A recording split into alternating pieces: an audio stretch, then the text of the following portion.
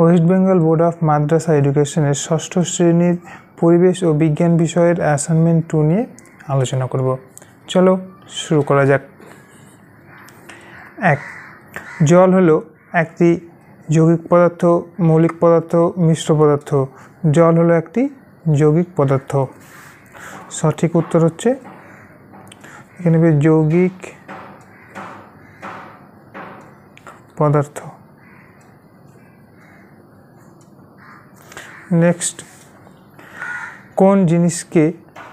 কোনো জিনিসকে জ্বলতে সাহায্য করে বায়ুর অক্সিজেন, হাইড্রোজেন, নাইট্রোজেন। সঠিক উত্তর হবে অক্সিজেন।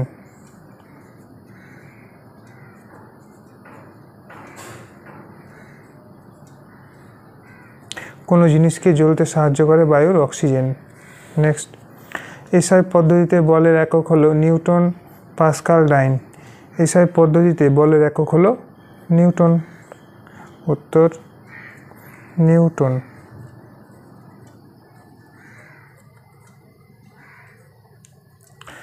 নেক্সট, পৃথিবীতে সকল শক্তির উৎস সূর্য।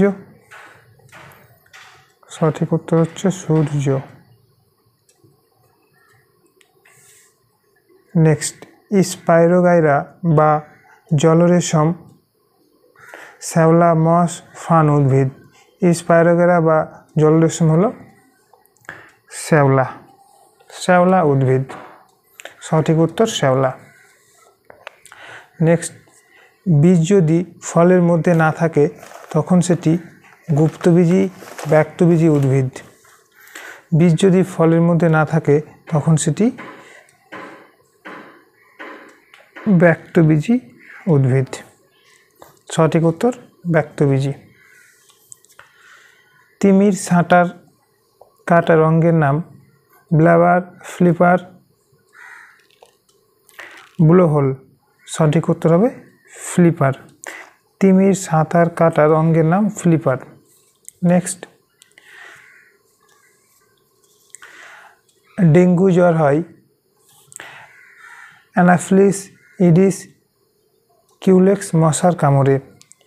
ডেঙ্গু জ্বর হয় ইডিস মশার কামড়ে।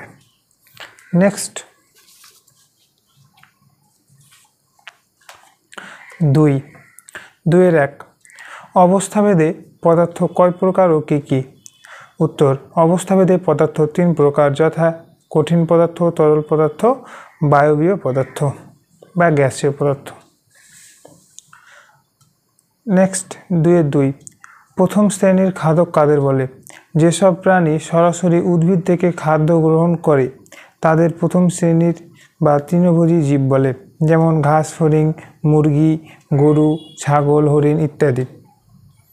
নেক্সট, মানুষের বৈজ্ঞানিক নাম লিখো।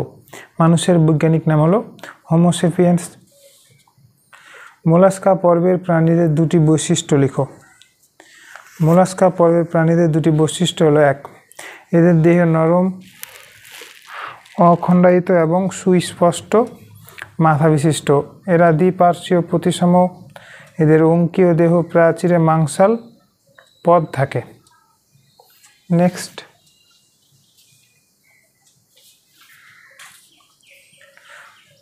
গুল্ম জাতীয় উদ্ভিদ কাদের বলে উদাহরণ দাও। যেসব উদ্ভিদের কাণ্ড শক্ত কিন্তু বৃক্ষের মতো দীর্ঘ ও মোটা নয়। এরা মাঝারি আকারের হয় এবং এদের কাণ্ড থেকে বহু শাখা প্রশাখার সৃষ্টি হয়। এই উদ্ভিদগুলো দেখতে অনেকটা ঝোপের মতো দেখায়। এই সকল উদ্ভিদকে গুল্ম উদ্ভিদ বলে। উদাহরণ: জবা, গোলাপ, বেলি, জুঁই ইত্যাদি। নেক্সট, খাদ্য শৃঙ্খল কাকে বলে উদাহরণ দাও। যে প্রক্রিয়ায় খাদ্য শক্তি নিচের পুষ্টি স্তর থেকে সর্বোচ্চ পুষ্টি স্তর পর্যন্ত, অর্থাৎ উৎপাদক থেকে খাদক সম্পর্কিত বিভিন্ন জীবগোষ্ঠীর মধ্যে প্রভাবিত বা স্থানান্তরিত হয়, সেই শৃঙ্খলিত পর্যায়ক্রমিক শক্তির প্রবাহ বা স্থানান্তরকে খাদ্য শৃঙ্খল বলে। খাদ্য শৃঙ্খলের উদাহরণ: জলজ উদ্ভিদ থেকে পতঙ্গ, মাছ, মানুষ ও উদ্ভিদ থেকে হরিণ ও বাঘ, অরণ্যের বাস্তুতন্ত্র। নেক্সট,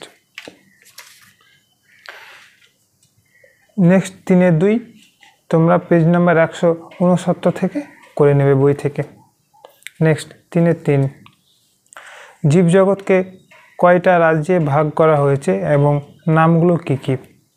উত্তর, আধুনিক শ্রেণীকরণ পদ্ধতিতে জীবজগৎকে মোট 5টি রাজ্যে ভাগ করা হয়েছে। 1 মনেরা, প্রতিষ্ঠা, ফানজাই, প্ল্যান্টি এবং অ্যানিমেলিয়া। ভিডিওটি কেমন হয়েছে কমেন্টে জানাবে এবং বাকি অ্যাসাইনমেন্টগুলো নিতে আমাকে কমেন্ট করো কোন কোন বিষয়ে তোমাদের অ্যাসাইনমেন্টের প্রয়োজন আছে। ধন্যবাদ।